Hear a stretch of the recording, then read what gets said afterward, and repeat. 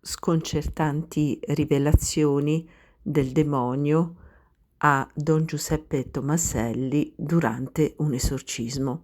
Salve a tutti carissimi. Oggi voglio parlarvi di quanto rivelato da Satana a Don Giuseppe Tomaselli durante un esorcismo. Don Giuseppe Tomaselli, lo ricordiamo, è stato un esorcista, un sacerdote e un taumaturgo salesiano morto in odore di santità nel 1989. Originario della provincia di Catania, nel corso della sua vita fu un formidabile esorcista e scrisse una serie di opuscoli per aiutare i fedeli a liberarsi dalle insidie del maligno. Nel corso di un esorcismo, chiaramente il diavolo, spinto a parlare dietro ordine dell'esorcista, in questo caso di Don Giuseppe Tomaselli, ha fatto delle rivelazioni sconcertanti che ci sono molto utili per capire e comprendere l'operato del demonio e quindi per difenderci da esso. Scrive e racconta Don Giuseppe Tomaselli: tenendo la mia mano sopra il capo di quella persona che mi era stata portata innanzi e che mostrava chiari segni di possessione, in segno di dominio come ministro del Signore, gli dissi: se Dio te lo permette, dimmi il tuo nome. E sentii rispondermi: sono il principe degli angeli ribelli, Lucifero. Udito ciò, dissi ai presenti: invochiamo allora l'arcangelo San Michele, il vincitore di Satana.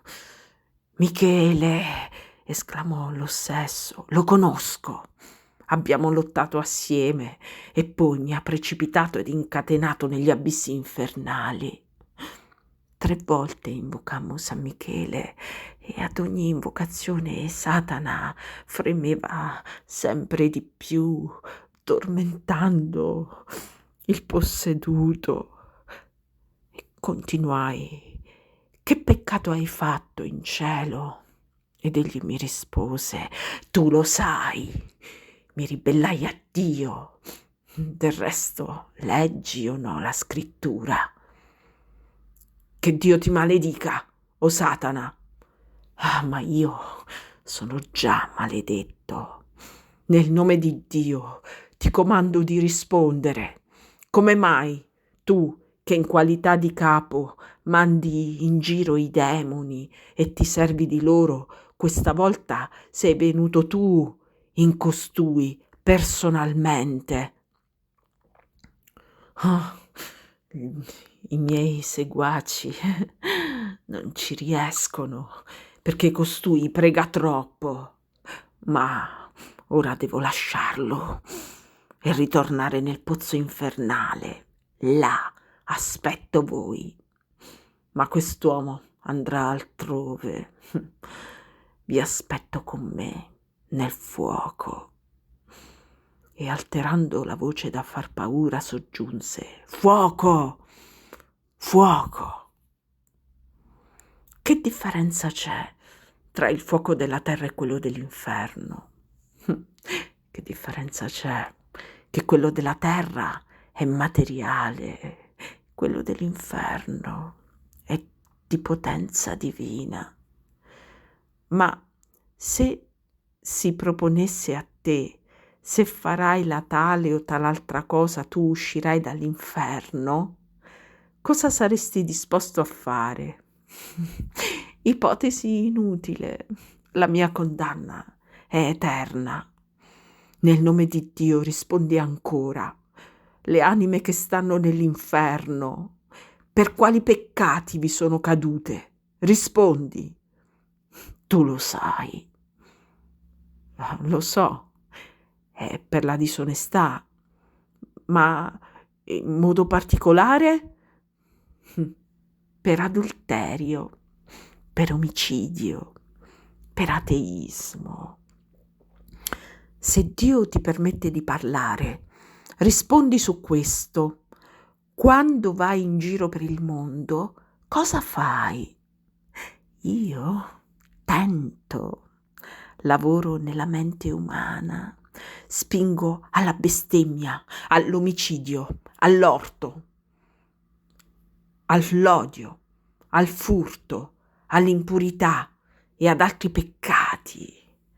Rovino più anime che posso, ma devo dire che in questo mio lavoro talvolta sono percosso dal Creatore e dagli angeli, pensando che le dichiarazioni di Satana un giorno pubblicate avrebbero potuto essere utili alle anime. Continuai ad interrogarlo. Certamente il maligno rispondeva perché era obbligato a farlo. Che lavoro fai con quelli che si confessano? Dopo averli spinti al peccato, li accompagno sino al confessionale, li tento affinché dicano bugie al confessore. Però i buoni non mi danno ascolto. E presso i moribondi cosa fai? Sino all'ultimo io do l'assalto ai moribondi nella speranza di vincere. Esortai allora tutti coloro che erano presenti nella stanza a intensificare la preghiera. Allora Satana si inferocì, faceva segni poco educati, gridando: «Miserabili, non pregate, bestemmiate! Andate piuttosto a divertirvi al cinema!» La rabbia satanica si riversò sull'ossesso. Questi provava forti attacchi dolorosi, ora al cuore, ora alla testa ed ora ad altre membra. Compresi ciò perché egli, spasimante, portava la mano sulle varie parti del corpo, indicando dove soffriva di più. Appena appoggiavo la mano sacerdotale sulla parte sofferente, all'istante cessava lo spasimo locale. Satana era sotto il dominio della potestà del sacerdote. Intanto facevo internamente atti di umiltà. Guai a me e all'ossesso se io avessi fatto qualche atto di superbia. Avrei rese nulle le fatiche dell'esorcismo.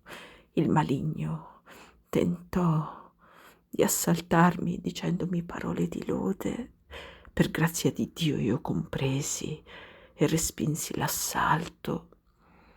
Vedendosi alle strette, il brutto spirito esclamò: «Maledetto, maledetto il momento in cui quest'uomo si incontrò con te. Ti piglierei a schiaffi, come ho fatto con altri, ma non posso farlo. E voi, donnacce, che pregate, sappiate che io potrei torcervi il collo a tutte, ma non mi è permesso di farlo. Voi pregate e con voi c'è la potenza divina.